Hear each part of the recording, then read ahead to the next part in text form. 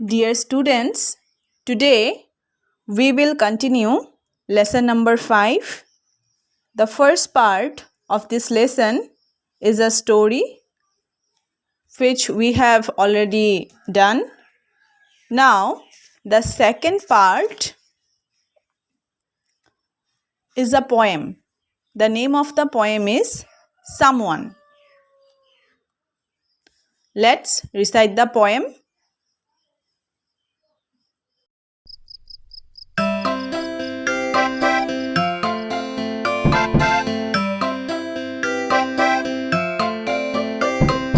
Someone came knocking at my wee small door.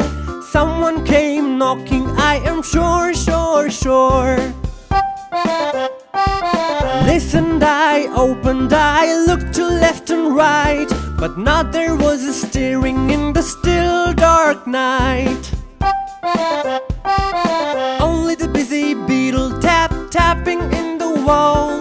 Only from the forest the screech owl's call. Only the cricket whistling while the dewdrops fall. So I know not who came knocking at all.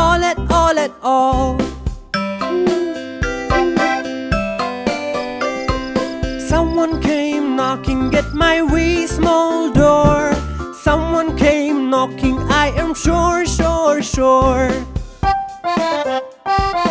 Listened, I opened, I looked to left and right, but not there was a stirring in the still dark night.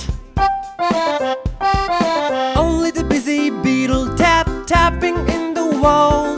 Only from the forest the screech owl's call. Only the cricket whistling while the dewdrops fall. So I know not who came knocking at all.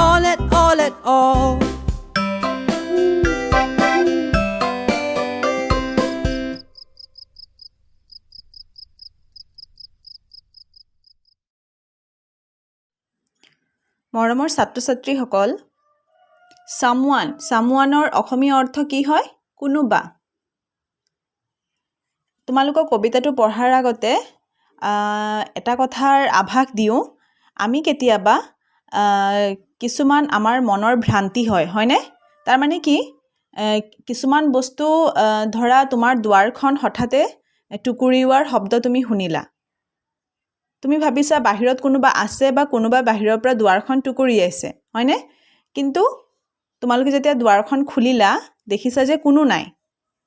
তাৰপিছত লাহেকৈ গম পালা যে দুৱাৰখন আচলতে বতাহত এনেধৰণে শব্দ শুনা গৈছিলে। বতাহ মৰাৰ কাৰণে কি হ'ল, দুৱাৰত এনেকুৱা কিবা এটা শব্দ হৈছিলে। তেতিয়া আমি গম পাওঁ যে এইটো আমাৰ মনৰ ভ্ৰান্তিহে আছিলে, কোনো নাছিলে, আমাৰ মনৰ ভ্ৰান্তি আছিলে যে আমি কোনোবা আছিলে বুলি ভাবিছিলোঁ। তাক ইংৰাজীত কয় ইলিউজন। সেইটো আমাৰ মনত ক্ৰিয়েট হয়, মনত সেইটো কি হয়, সৃষ্টি হয়। সেইটো কয় অসমীয়াত ভ্ৰান্তি ধাৰণা, ভ্ৰান্তি, আৰু অসমীয়াত কয় কি, ইলিউজন। ঠিক আছে? তো সেইটোৰ বিষয়ে আমি কি পঢ়িবলৈ পাম। ইয়াত সৰু ল'ৰা এটাৰ কথা কোৱা হৈছে, সিও এনেধৰণে অনুভৱ কৰিছিলে। আহাচোন আমি এতিয়া কবিতাটো বুজো। Someone মানে কোনোবা। Someone came knocking, someone কোনোবা came আহিছে, knocking মানে কি, টুকুৰিওৱা। ঠিক আছে? এনেকৈ নক কৰে যে দুৱাৰত, সেইটো টুকুৰিওৱাটো কয় knocking. At my wee small door. ক'ত টুকুৰিয়াইছে বুলি কৈছে? মাই মানে ইয়াত কাৰ কথা কৈছে? ল'ৰাটোৱে কবিতাটো কৈ আছে, হয়নে নহয়? কবিতাটোৰ কথাখিনি কোনে কৈ আছে? ল'ৰাটোৱে কৈ আছে। এই ল'ৰাটোৱে কৈছে, উই মানে কি জানানে? সৰু, একেবাৰে সৰু। তাৰমানে ল'ৰাটোৰ ৰুমৰ দুৱাৰখনত, স্মল ডোৰ, উই স্মল ডোৰ, একেবাৰে সৰু দুৱাৰখনত কি কৰিছে বুলি কৈছে? কোনোবাই নক কৰিছে। নক মানে কি? টুকুৰিওৱা। Someone came knocking, I am sure. তাৰমানে কোনোবা আহিছে, আহি টুকুৰিয়াইছে, মই তাক নিশ্চিত আছোঁ। এনেকৈ ল'ৰাটোৱে কৈছে। I listened, I opened. Listened মানে কি? শুনা। I মানে মই, হয়নে? I listened, মই শুনিছোঁ। I opened, মই খুলিছোঁ তাৰমানে মই শুনি দুৱাৰখন খুলিলোঁ হয়নে নহয় I looked to left and right মই মোৰ left মানে কি বাওঁ and right মানে কি হু মোৰ বাওঁ আৰু হুফালে মই চাইছিলোঁ I looked to left and right মোৰ বাওঁ আৰু হুফালে মই চাইছিলোঁ তাৰমানে ল'ৰাটোৱে দুৱাৰৰ টুকুৰীয়া শব্দ শুনি সি নিশ্চিত হ'ল যে কোনোবা আহিছে আহি দুৱাৰখন টুকুৰিয়াইছে তাৰপিছত সি শুনাৰ পাছত লিসেন মানে কি শুনাৰ পাছত সি কি কৰিলে ওপেন মানে দুৱাৰখন খুলিলে খোলাৰ পাছত সি কি দেখিছে সি কি চাইছে বুলি কৈছে তাৰ বাৱে আৰু হুৱে চাইছে হয়নে নহয় বাট কিন্তু not মানে ইয়াত নাথিং ইয়াত একো নাইৰ কথা বুজাইছে not মানে কি নাথিং একো নাই but not there was a steering কি বুলি কৈছে steering মানে কি steering মানে ঘূৰি ফুৰা মুভিং কৰি থকা মানে ইফালৰ পৰা হিফালে ঘূৰি ফুৰাটো কয় steering কিন্তু তাত একোৱেই নাছিলে একোৱে ঘূৰি ফুৰা নাছিলে in the still dark night ইমান ডাৰ্ক মানে কি গভীৰ হয়নে নহয় ডাৰ্ক মানে আন্ধাৰ ডাৰ্ক মানে কি বুলি ক'লো আন্ধাৰ in the still dark night ইমান আন্ধাৰ ৰাতি only the busy beetle মানে মই এবাৰ কৈছিলোঁ নহয় তোমালোকক কি বুলি বাৰ্টকত পঢ়োতে beetle মানে কি ইনসেক্ট তাৰ মানে পোক পতংগ ঠিক আছে বা কীট পতংগ বুলিও ক'ব পাৰা tapping in the ৱালত হিহেতি যে বগাই আছে হেতুৰ শব্দ মানে টেপিং মানে এনেকে ৱালত মানে যেতিয়া গৈ ধাপকে পৰে ন সেই শব্দটো কয় টেপিং বা হিহেতি এনেকে বগাই যেতিয়া ফুৰে শব্দ এটা হয় তাক কয় টেপিং সেই শব্দটো টেপিং বুলি কৈছে only the busy beetle tapping in the wall হিহেতি দেৱালত ৱাল মানে দেৱালত কীট পতংগবোৰে কি কৰি আছে বুলি কৈছে টেপিং কৰি আছে শব্দ কৰি আছে only from the forest মানে কি হাবি from মানে পৰা হাবিৰ পৰা the screech owl's call হাবিৰ পৰা মাত্ৰ only মানে মাত্ৰ কাৰ শব্দ আহিছে বুলি কৈছে আউল মানে কি ফেঁচাই যে মাত উলিয়াই যে হেতু কয় স্ক্ৰিচ কৰা বুলি কয় ফেঁচাৰ মাত যেতিয়া ফেঁচা কৰৰকে এটা মাত উলিয়াই হেতু স্ক্ৰিচ বুলি কয় সেই মাতটো আহি আছে only the cricket whistling while the dewdrops fall cricket মানে কি cricket মানে হৈছে তোমাৰ কি ক্ৰিকেট মানেও হেৰি কীট পতংগ বুলিয়ে কয় যিবোৰ ধৰা এনেকে থাকে নহয় গ্ৰাছ হপাৰ বীজ হেবোৰ মানে কি বুলি কয় ক্ৰিকেট মানেও কীট পতংগ হেবোৰে কি কৰি আছে হেৰি হুইসলিং কৰি আছে মানে হুইসলিং মানে কি হিহতি যে এটা মাতে ৰাতি হলে চাবাচোন কিছুমান কীট পতংগ এটা বৰ বেলেগ টাইপৰ মাত উলিয়াই নহয় হেবোৰক কৈছে হুইসলিং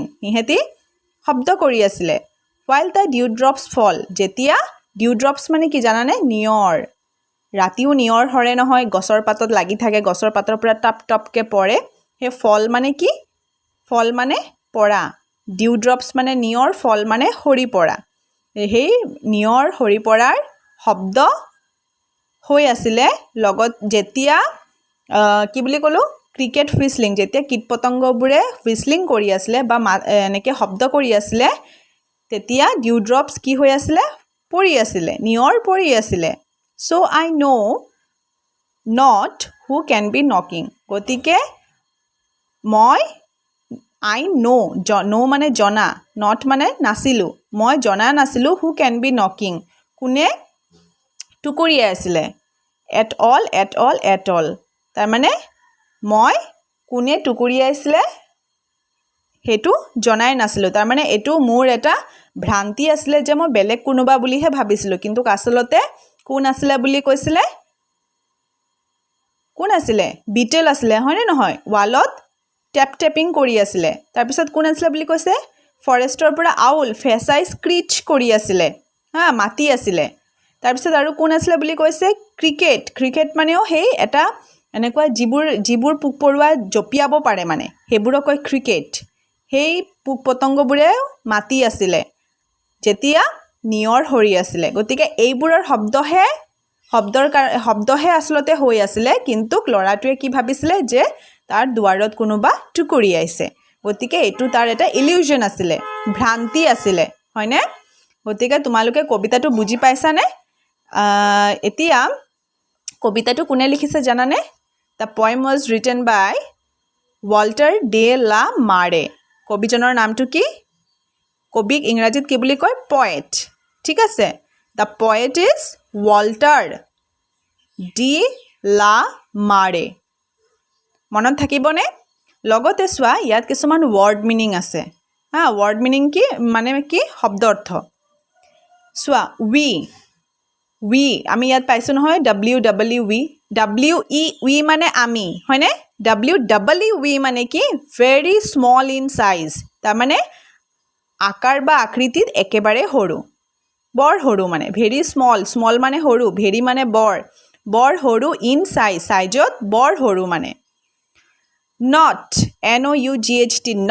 not মানে nothing একো নাই nothing মানে কি একো নাই steering মানে কি moving ঘূৰি ফুৰা moving কৰি থকা মানে ইফালৰ পৰা সিফালে ঘূৰি ফুৰা কত moving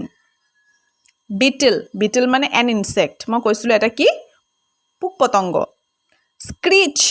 screech মানে কি a loud unpleasant sound তাৰ মানে